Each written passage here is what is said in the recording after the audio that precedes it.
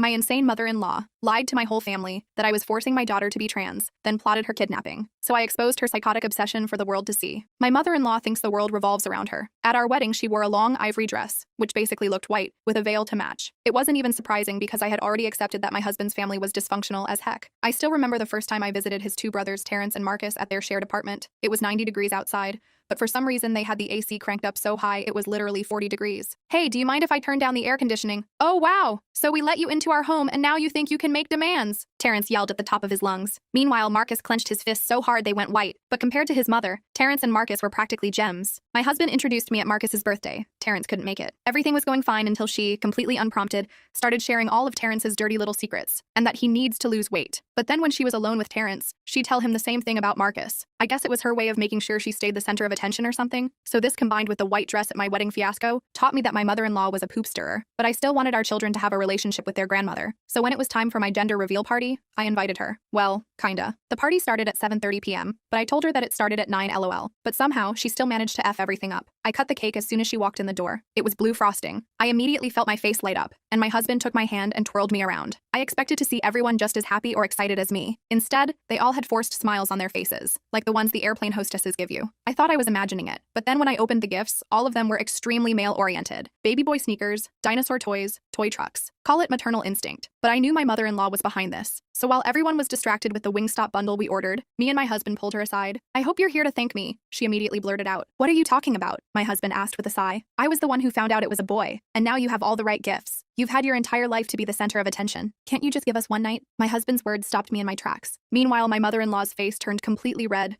and she glared at me like the whole thing was my fault. My husband didn't say anything else, just grabbed her shoes and coat, handed them to her, and opened the front door for her to leave. There were no other complications with the pregnancy, so instead of getting another ultrasound, we decided to just save the money to build Owen's room. And by we, I mean my husband, because my feet had swelled so much that walking was very uncomfortable. He painted the room blue, bought shelves, a cot, Spider-Man lights from IKEA, and put them all together by himself without me asking or lifting a finger. To all the girls reading this, please take this as your sign to never settle. Fast forward to a few weeks later when the baby was finally born, and a wave of anger boiled my blood, because as the pregnancy hormones pumped through my veins and exhaustion flooded my head, I was forced to deal with the fact that my mother-in-law had lied to us. Our baby Owen was actually a baby Bella. I had given birth to a baby girl. My mother-in-law was in the waiting room waiting to come into the birthing room, but my husband never called her in. I heard him whisper shout, "What the F is wrong with you? I spent dozens of hours and not to mention a shot ton of money preparing a boy's room." She interrupted him to cackle. It was so ugly and loud I actually thought the glass from the window was about to crack. "Why are you so serious, Wern?" she yelled. Even the nurses were giving her dirty looks. My husband called over a security guard and asked him to escort her out. And I guess he caught the bad vibes because he actually listened. When my husband came back, he promised we would go NC with her, and baby Bella would never have the displeasure of meeting her. The first few days were hard,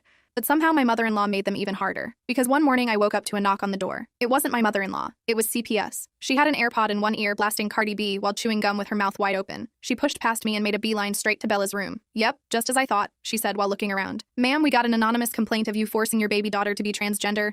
Do you have a next line of contact of where your baby girl could go?" I rubbed my eyes in disbelief. Tears streamed down my face as the absurdity of the situation hit me. My shirt was stained with milk and spit up, and I hadn't showered in 2 days. The last thing I needed was this woman questioning my ability to care for my child. Luckily, after a lot of convincing and showing this woman that there was nothing wrong with how I was parenting my kid, CPS confirmed there was no issue and left our home very quickly. My husband and I decided we couldn't risk staying near his mother anymore. Within weeks, we'd found a new home far enough away that she hopefully wouldn't track us down. Moving was exhausting with a newborn, but we knew it was necessary for Bella's safety and our sanity. Once the last box was unpacked, we vowed to rebuild our life with stronger boundaries, hoping distance could protect our family. The first few months in our new place were blissful. Bella was thriving, my husband had found a better job with the move, and I was starting to feel like myself again. The new house had large windows that let in streams of sunlight, warming the hardwood floors where Bella would lay on her playmat, kicking her little legs excitedly. We'd chosen a neighborhood with good schools, friendly neighbors, and most importantly, no connections to my mother-in-law. But peace never lasts when you have someone like her in your life, even at a distance. It started with a Facebook message from Marcus. "Hey, just checking in. Haven't heard from you guys in a while." Innocent enough, but something felt off. Marcus had never been the checking in type. His message sat in my inbox for hours before I finally replied with a brief update and some photos of Bella. A week later, Terrence called my husband, furious. They talked for almost an hour, mostly about sports and work. Nothing about mother-in-law, nothing about our move. Just, Normal brother stuff. Too normal. The forced casualness in my husband's voice as he discussed the latest football game made my skin crawl. Do you think she put them up to it? I asked after he hung up. My husband shrugged, his shoulders tense as he set his phone down on the kitchen counter. Maybe, but they're still my brothers. I didn't push it. Family was complicated, and I understood his reluctance to cut off everyone. But I couldn't shake the feeling we were being watched, assessed, located. The hairs on the back of my neck stood up every time I checked the mail or took Bella for a walk in her stroller. My suspicions were confirmed when a package arrived addressed to baby Owen. No return address. Inside was a blue blanket with a note. For my grandson. Grandma loves you. I immediately threw it in the trash, my hands shaking. The soft fabric felt like a threat as I stuffed it deep into the garbage can,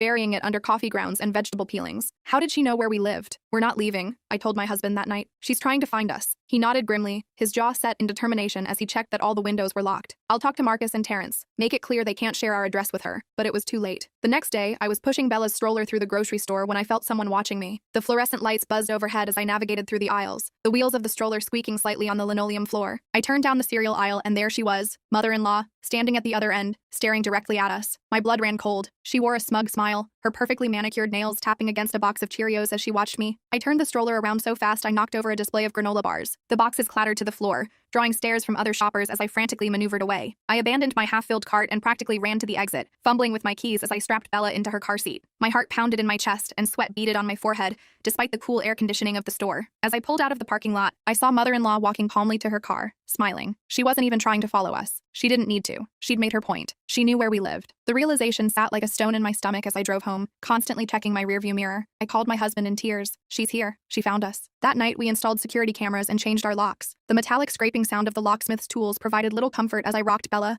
trying to keep her calm despite my own anxiety. My husband called both his brothers, but neither admitted to giving out our address. Either they were lying or mother-in-law had other sources. The next morning, I found a business card slipped under our door. A family lawyer named Corey Daniels. On the back was a handwritten note. I specialize in restraining orders and grandparents' rights cases. First consultation free. The card was cream-colored and expensive looking, with embossed lettering that caught the morning light. I hadn't even considered that mother-in-law might try to use the legal system against us. The thought made me sick. My stomach churned as I handed the card to my husband, who examined it with a frown deepening the lines on his forehead. We met with Corey the following day. He was younger than I expected, with kind eyes and a no-nonsense attitude. His office smelled of leather and coffee, with diplomas hanging neatly on the wall behind his organized desk. Based on what you've told me, she doesn't have a case for grandparents' rights, he assured us. But that doesn't mean she won't try. And given her history of manipulation and false reports, we should be prepared. His fingers tapped efficiently on his keyboard as he took notes of our situation. We filed for a restraining order that afternoon. The process was straightforward but emotionally draining. I had to relive every moment of mother-in-law's interference, from the white dress at our wedding to the CPS nightmare. My voice cracked several times as I described the events, and my husband squeezed my hand supportively. The hearing is set for next month, Corey explained. Until then, document everything. Every call, every package, every sighting. He handed us a thick folder of paperwork, the weight of it somehow representing the burden we now carried. For 2 weeks, things were quiet, too quiet. I jumped at every knock on the door, scrutinized every car that drove past our house twice. My husband installed a doorbell camera and motion sensor lights. We were living in a fortress of our own making. The constant vigilance was exhausting, leaving dark circles under my eyes and tension in my shoulders. Then the letters started coming. Not to our house, that would violate the temporary restraining order, but to my workplace, my husband's office, even our pediatrician. Each one claimed we were unfit parents, that we were confusing our daughter about her gender, that we needed intervention. The envelopes were all the same, plain white with typed addresses, no return information. My boss, Tatum, called me into their office after receiving one. The smell of their jasmine tea filled the small space as I sat nervously in the chair across from their desk. I know this is bull, they said, handing me the sealed envelope, but I thought you should know it's happening. Their kind eyes showed concern as they pushed the letter toward me. I opened it with trembling fingers. Inside was a lengthy letter detailing my postpartum psychosis and how I was projecting gender dysphoria onto my infant daughter. The paper crinkled in my hands as I read the vicious accusations. It was signed, "A concerned grandmother. She's trying to get me fired," I whispered. Tatum shook their head, their silver earrings catching the light as they moved. "Not happening on my watch, but you might want to give your other references a heads up." I called everyone I could think of. My former employers, our landlord, Bella's daycare. Most had already received similar letters. Some had thrown them away without reading. Others were concerned enough to call me first. The daycare director, Brenda, was particularly upset. "We've had someone calling daily asking about Bella's care," she admitted. "At first, we thought it was you checking in, but the voice was older." My stomach dropped, a cold feeling spreading through my chest. "What did you tell her?" I asked, gripping my phone so tightly my knuckles turned white. "Nothing specific," Brenda assured me, "but she was very convincing. Said she was the emergency contact while you were having surgery." I thanked her for her honesty and immediately updated all of Bella's emergency contacts, adding passwords and explicit instructions not to release information to anyone claiming to be grandma. The restraining order hearing couldn't come fast enough. In the meantime, mother-in-law escalated. She created a Facebook group called Save Owen,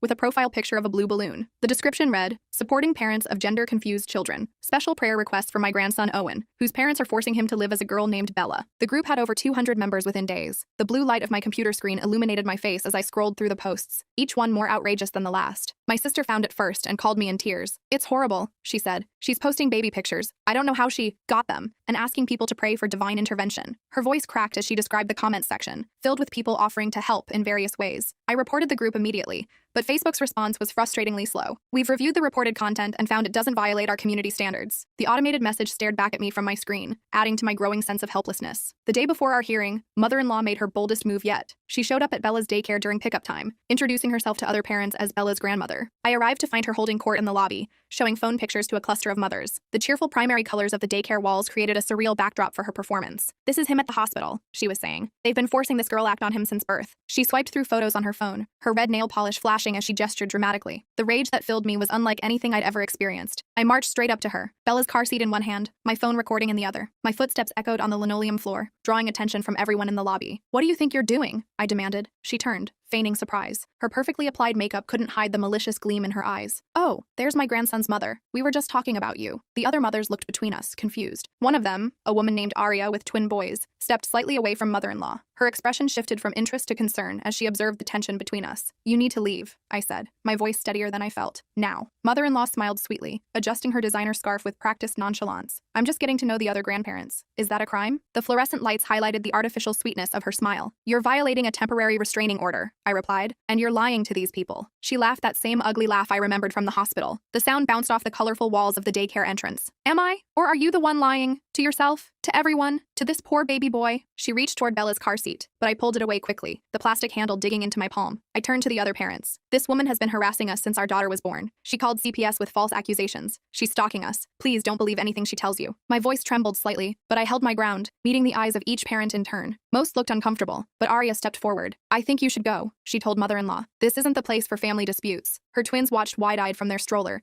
sensing the tension in the room. Mother-in-law's face hardened. "You're all being manipulated," she hissed. Then she turned to me. "This isn't over. That boy deserves better." Her perfectly manicured finger pointed at me accusingly before she turned on her heel. As she stormed out, I collapsed into a nearby chair, shaking. Brenda rushed over with a glass of water. The cool liquid soothed my dry throat as I tried to calm my racing heart. "I'm so sorry," she said. She said she was on the approved pickup list. When I went to check, she disappeared into the lobby. Aria sat beside me, the vinyl chair squeaking under her weight. "My mother-in-law is a piece of work too," she said gently. "Not this level, but I get it. We've got your back." Her warm hand on my shoulder provided more comfort than she could know. The support meant everything, but I still felt violated. Mother-in-law had infiltrated one of the few places I felt Bella was safe. The colorful handprints on the walls and cheerful music playing softly in the background now seemed like an inadequate shield against her determination. The hearing itself was anticlimactic. Mother-in-law showed up with her own lawyer, a slick-looking man in an expensive suit who tried to paint her as a concerned grandmother being alienated from her grandchild. The courtroom smelled of furniture polish and anxiety as we took our seats, the hard wooden benches uncomfortable under my tense muscles. "My client simply wants access to her grandson," he argued. "The parents are clearly struggling with acceptance of their child's biological sex." His voice echoed slightly in the high-ceilinged courtroom. Our lawyer, Corey, presented the evidence methodically. The CPS report, the Facebook group, the daycare incident, the letters to our employers. The judge, an older woman with sharp eyes, listened carefully. Her reading glasses perched on the end of her nose as she reviewed the documents. "Mrs. Jenkins," she finally said, addressing my mother-in-law directly, "do you understand that your grandchild is legally and medically female?" Mother-in-law sniffed, her shoulders stiffening under her tailored blazer. "Doctors make mistakes." She adjusted her pearl necklace, lifting her chin defiantly. "And do you understand that regardless of your personal beliefs, it is not your place to interfere with the parents' decisions?" The judge's voice was firm but patient, like she was explaining something to a stubborn child. "Someone has to protect that boy," mother-in-law insisted. Her voice carried across the quiet courtroom, making several people shift uncomfortably in their seats. The judge's expression hardened. "I'm granting the restraining order for a period of 3 years. You are to remain at least 500 feet from this family at all times. No contact, direct or indirect. No social media posts about them. No letters. No packages. Violation will result in criminal charges." The gavel came down with a sharp crack that seemed to punctuate the finality of her decision. Mother-in-law gasped dramatically. "You can't do this. I have rights." Her voice rose to a shrill pitch that made me wince. "Not to harass and stalk," the judge replied firmly. "This hearing is adjourned." Another crack of the gavel, and it was over. Outside the courtroom, my husband hugged me tightly. "It's over," he whispered. The scent of his cologne mixed with the subtle smell of courthouse dust as I leaned into his embrace. But I knew better. People like mother-in-law don't give up that easily. For a few weeks, things were quiet again. We stayed vigilant but tried to resume normal life. Bella started sitting up on her own. I returned to work part-time. My husband repainted the nursery in lavender with silver stars on the ceiling. The fresh paint smell lingered for days, a symbol of our new beginning. Then came the letter from Child and Family Services. Not CPS this time, but a different department. They were reviewing our case due to new information received. My heart sank as I read further. The official letterhead and formal language made the absurd accusations seem somehow more threatening. Someone had reported that we were medically transitioning our infant daughter by giving her hormones and puberty blockers. It was so absurd it would have been laughable if it weren't so terrifying. Bella was 6 months old. The idea that we were giving her any kind of gender affirming medical treatment was not just false but physically impossible. I looked at my daughter, happily gumming a teething ring in her bouncer, completely oblivious to the chaos swirling around her. Our lawyer was equally baffled. "This is a new low," Corey said, reading the letter. "But it's also easier to disprove. We'll get a statement from Bella's pediatrician confirming she's receiving normal infant care. Nothing more." His pen tapped against his legal pad as he made notes. Dr. Park was horrified when we explained the situation. Her usually calm demeanor gave way to visible outrage as she read the letter in her bright, child-friendly office. "Of course I'll write a letter," she said immediately. "This is medical misinformation at its worst." She typed furiously at her computer, her white coat rustling as she shifted in her chair. We submitted her statement along with Bella's complete medical records. The case was dismissed within days, but the damage was done. Once again, we'd been forced to defend our parenting, to prove we weren't harming our own child. The emotional toll was exhausting, leaving me with tension, headaches, and disrupted sleep. "She's getting desperate," my husband observed. "These accusations are getting more outlandish." He rubbed his tired eyes as he reviewed the latest documentation for our growing case file. I nodded, gently rocking Bella on my knee. Her soft baby smell and warm weight provided comfort amid the stress. "But they still trigger investigations. That's all she wants, to keep us under a microscope, to make us constantly look over our shoulders." The constant vigilance was wearing us down, exactly as mother-in-law intended. "We need to end this for good," he said firmly. The opportunity came in an unexpected way. My sister called one evening, her voice excited. "You won't believe this," she said. "Mother-in-law just applied for a job at my company. She doesn't know I work here. I use my married name professionally, but I saw her application come through the HR portal." The excitement in her voice made me sit up straighter, a glimmer of hope sparking for the first time in weeks. My mind raced. "Can you see what she put on her application?" I paced the kitchen as we talked, the phone pressed tightly to my ear. "Already checked," my sister replied. She listed her previous employer as Family Caregiving Services and claimed she was a private nanny for the past 5 years. Said she has a degree in early childhood education from State University. I nearly dropped the phone. She's never worked as a nanny, and she definitely doesn't have that degree. The ceramic tile felt cool under my bare feet as I processed this information. "Exactly," my sister said. "She's lying on her job application. That's fraud." For the first time in months, I felt a glimmer of hope. This wasn't just mother-in-law being manipulative or boundary crossing. This was something concrete, something provable, the kind of thing that could have real consequences. We consulted with Corey again. "It's not enough for criminal charges," he advised, "but it's definitely enough to report to the company and potentially any professional organizations she belongs to." His office felt like a sanctuary now, a place where we could fight back against mother-in-law's chaos. My sister made sure mother-in-law's application was flagged for verification. Sure enough, when the company called State University, they confirmed no one by her name had ever received a degree there. The job rejection was automatic, but we didn't stop there. We compiled evidence of all her false claims, the fake nanny experience, the non-existent degree, even her volunteer work at organizations that had no record of her. We sent the package to her current employer, a small accounting firm where she worked as an office manager. Within a week, she was let go. It felt like a small victory, but I knew it would only make her more desperate, and desperate people are dangerous. The next blow came from an unexpected direction. My husband received a call from Marcus, his voice uncharacteristically subdued. "Mom's been telling people you're abusing Bella," he said without preamble. "She showed up at my apartment last night with bruise photos she claims are from your house." The phone's speaker crackled slightly as Marcus spoke, his voice tight with tension. My husband put the call on speaker. "That's insane. We would never hurt Bella." His knuckles turned white as he gripped the phone, anger and disbelief warring on his face. "I know," Marcus replied. "The photos looked weird anyway. Too perfect, like makeup or something. But Terrence believes her. He's talking about calling authorities." My stomach churned, acid rising in my throat at the thought of another investigation. "Marcus, those photos are fake. Your mother is trying to get our daughter taken away again." There was a long pause, filled only with the sound of Marcus's breathing. "I believe you," he finally said. "After what happened at the hospital, I've been thinking a lot about how she's always played us against each other. I'm done with it." It was the first time either of his brothers had acknowledged mother-in-law's manipulative behavior, a small breakthrough, but significant. The tension in my shoulders eased slightly as I realized we might have an ally. "Would you be willing to put that in writing?" I asked carefully. "If she files another false report, having family members who can vouch for us would help." I held my breath, waiting for his response. "I'll do better than that," Marcus said. "I'll tell you what she's planning. She's been staying with Terrence since she lost her job. They talk about you guys constantly." That night, Marcus texted us. "She's planning to call in an anonymous tip about bruises tomorrow. Says she has photos to send them." The blue light of the phone screen illuminated my husband's worried face as we read the message together. We immediately called Dr. Park, who agreed to see Bella first thing in the morning. She documented Bella's perfect, unblemished skin with photos and detailed notes, then wrote a statement confirming there were no signs of abuse whatsoever. The examination room was bright and cheerful,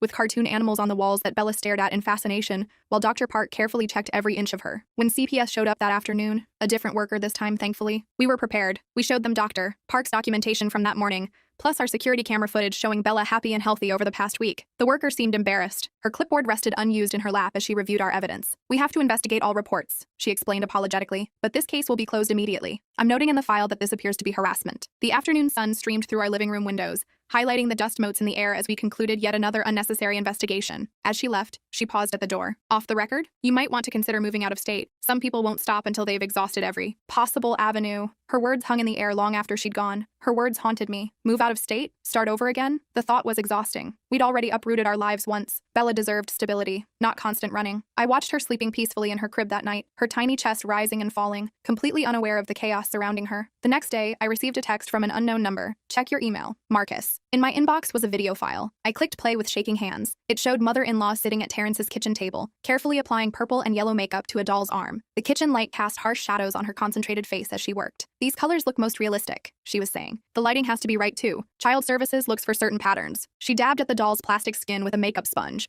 creating what looked disturbingly like bruises. Terrence's voice came from off-camera. Are you sure this is necessary? What if they find out the photos are fake? His uncertainty was clear even though he wasn't visible in the frame. They won't, mother-in-law replied confidently. And even if they do, it doesn't matter. Each investigation takes a toll. They'll slip up eventually, or get tired of fighting. Then Owen will come live with us and we'll raise him right. The casual way she discussed her plans sent chills down my spine. I forwarded the video to Corey immediately. His response came within minutes. This is exactly what we needed. Criminal harassment, filing false reports, attempting to defraud government agencies. Call me. The relief was so overwhelming I had to sit down, my legs suddenly weak. We filed charges that afternoon. Mother-in-law was arrested at Terrence's apartment the next day. The news hit local papers. Grandmother arrested for filing false child abuse claims in custody dispute. The articles didn't use our names to protect Bella's privacy, but they detailed mother-in-law's campaign of harassment, including the faked photos and CPS calls. Seeing it in print made it seem both more real and more absurd. Terrence called my husband, furious. How could you do this to Mom? She was just trying to help. His voice was so loud I could hear it from across the room. Help who? My husband shot back. She was trying to take our daughter away with fake abuse claims. That's not help. That's criminal. His voice was steady, but I could see the pain in his eyes as he argued with his brother. Marcus, on the other hand, seemed relieved. It had to stop, he told us. I should have spoken up sooner. The regret in his voice was palpable. Mother-in-law was released on bail pending trial. Her conditions included no contact with us and wearing an ankle monitor to ensure she stayed the required distance away. For the first time in months, I felt like I could breathe. We weren't completely safe yet. The trial was still ahead, but at least the immediate threat had been neutralized. I actually slept through the night for the first time since Bella was born, not from exhaustion, but from a tentative sense of security. But mother-in-law had never been one to follow rules. Despite the ankle monitor and bail conditions, she found ways to continue her campaign. 3 days after her release, I was putting groceries in my car when a woman approached me in the parking lot. The shopping cart rattled as I pushed it aside to make room for Bella's car seat. Excuse me, she said. Are you Bella's mom? I tensed immediately, my hand instinctively moving to shield Bella from the stranger. Who's asking? The keys between my fingers could serve as a weapon if needed, a trick I'd learned years ago but never expected to use. I'm Amber, she said, smiling warmly. I'm a friend of your mother-in-law. She's told me so much about little Owen. My blood ran cold. The parking lot suddenly seemed too exposed, too public. His name is Bella, and you need to leave me alone. I tried to keep my voice steady as I secured Bella in her car seat, positioning myself between her and this woman. Her smile didn't falter. I understand you're confused right now. We all want what's best for the child. Perhaps we could talk somewhere private. The suggestion sent alarm bells ringing in my head. I grabbed my phone, ready to call 911. My mother-in-law is under court order not to contact me directly or through others. That includes you. Leave now or I'm calling the police. My finger hovered over the emergency call button. Amber's expression hardened. You can't keep that little boy from his family forever. We're watching. We're waiting. And we'll be there when you slip up. She walked away before I could respond, disappearing into a waiting car. The silver sedan pulled away slowly, as if to emphasize her point about watching us. I was shaking so badly I could barely drive home. When I arrived, I found a business card tucked under our windshield wiper. Amber Torres, family advocate, with a phone number, and the slogan, protecting children's true identities. Mother-in-law hadn't given up. She'd simply changed tactics, recruiting others to her cause. The card trembled in my hand as I realized the extent of her network. I called my husband immediately, my voice shaking as I described the encounter with Amber. She knew Bella's name, I said, clutching the card, and she called her Owen. This woman is working with your mother. I paced the driveway, too afraid to go inside until my husband came home. My husband was silent for a moment. Take a photo of the card and send it to Corey. This is a direct violation of the restraining order. I did as he suggested, then sat in my car for several minutes, trying to calm my racing heart. When I finally made it inside, my husband was already on the phone with our lawyer. Corey says this is exactly what we need, he told me after hanging up. Mother-in-law is using proxies to harass us, which violates her bail conditions. He pulled me into a hug, his solid presence grounding me when everything else felt chaotic. But how do we prove Amber is working with her? I asked, unloading groceries with trembling hands. The milk carton slipped from my grasp, nearly spilling across the kitchen floor. We don't have to. The burden of proof is on her to show she's not violating the order. That night, we installed additional security cameras and changed our routines. I started using different grocery stores, varying my routes to and from work, and having my husband handle daycare pickup whenever possible. The constant vigilance was exhausting, but necessary. The next morning, Corey called with news. The judge has scheduled an emergency hearing about the bail violation. We need you both there tomorrow at 9 a.m. His confident tone provided some reassurance as we prepared for yet another confrontation. In court, mother-in-law appeared with her lawyer, looking appropriately somber in a navy pantsuit. When she saw us, her expression remained carefully neutral, but I caught the flash of anger in her eyes. The familiar courtroom felt smaller somehow, the tension making the air thick and difficult to breathe. The judge reviewed the evidence, the business card, my statement about the parking lot encounter, and a surprising addition: security footage from the grocery store showing Amber approaching me, then returning to a car where mother-in-law was waiting in the passenger seat. The grainy black and white video clearly showed both women in conversation. Your Honor, mother-in-law's lawyer argued, my client was simply getting a ride from a friend. She had no knowledge of any conversation. He adjusted his tie nervously, perhaps sensing the weakness of his argument. The judge wasn't buying it. The footage clearly shows Ms. Torres returning to the vehicle and having an animated conversation with your client. This is a clear violation of the no-contact order. Her tone left no room for argument. Mother-in-law's bail was revoked. As the bailiff approached to take her into custody, she finally lost her composure. You can't do this to me, she shrieked, pointing at us. They're the ones who should be in jail. They're abusing that boy. Her perfectly styled hair came loose as she struggled against the bailiff's grip. The judge banged her gavel. Remove her from my courtroom. The sharp sound echoed through the room as mother-in-law was led away, still shouting about saving Owen. I felt a strange mix of relief and sadness. This woman was so consumed by her delusion that she was willing to destroy her relationship with her son, her freedom, and her reputation. The cost of her obsession seemed impossibly high. Outside the courthouse, Marcus was waiting. How did it go? My husband filled him in while I checked my phone. 3 missed calls from Brenda at the daycare. My stomach dropped. I called back immediately. Brenda, is everything okay with Bella? My voice rose with panic as I waited for her response. Everything's fine now, she assured me. But we had an incident this morning. A woman named Amber tried to pick up Bella. She had fake ID claiming to be you. The blood drained from my face as I imagined what might have happened. What happened? I gripped the phone tightly, my knuckles turning white. Our new security protocols worked. When she couldn't provide the password, we refused to release Bella and called the police. They're reviewing our security footage now. I thanked her profusely, then relayed the information to my husband and Marcus. Relief and horror battled within me. Relief that Bella was safe. Horror that they had tried to take her. This is getting out of hand, Marcus said, his face pale. Mom's created some kind of network. He ran his hand through his hair, clearly disturbed by the escalation. We need to find out how big this network is, my husband replied grimly. That afternoon, we met with Detective Willie Scott, who had been assigned to our case. He was a burly man with kind eyes and a no-nonsense attitude. His office was sparse but organized, with case files stacked neatly on his desk. Based on Ms. Torres' phone records, she's been in contact with at least 5 other individuals who've been discussing your family, he explained. We're calling them in for questioning, but I want to be honest with you. This looks like an organized harassment campaign. He showed us a diagram of connected phone numbers, the web of mother-in-law's influence spreading across the page. What can we do? I asked, gently holding Bella on my knee. She played with my necklace, completely oblivious to the serious conversation happening around her. Document everything. Change your routines. Consider a temporary relocation until the trial. His pen tapped against his notepad as he listed options. I shook my head firmly. We're not running again. This is our home. The thought of uprooting our lives once more was unbearable. Detective Scott nodded. Then we'll need to increase security. I can arrange for additional patrols in your neighborhood. Over the next few weeks, we lived in a strange limbo. Mother-in-law remained in custody awaiting trial, but her followers continued their campaign. We received anonymous letters. Strange cars drove by our house. Someone created a website called Free Owen's Grandma, with our photos and address. Each incident was reported, documented, and added to the growing case file. Detective Scott kept us updated on the investigation, which had expanded to include charges of conspiracy and cyberstalking. The good news, he told us during one update, is that most of these people are backing off now that they realize there are legal consequences. Ms. Torres is facing charges of her own for the attempted daycare pickup. His confident tone provided some comfort as we navigated this strange new reality. The trial date was set for 3 months out. In the meantime,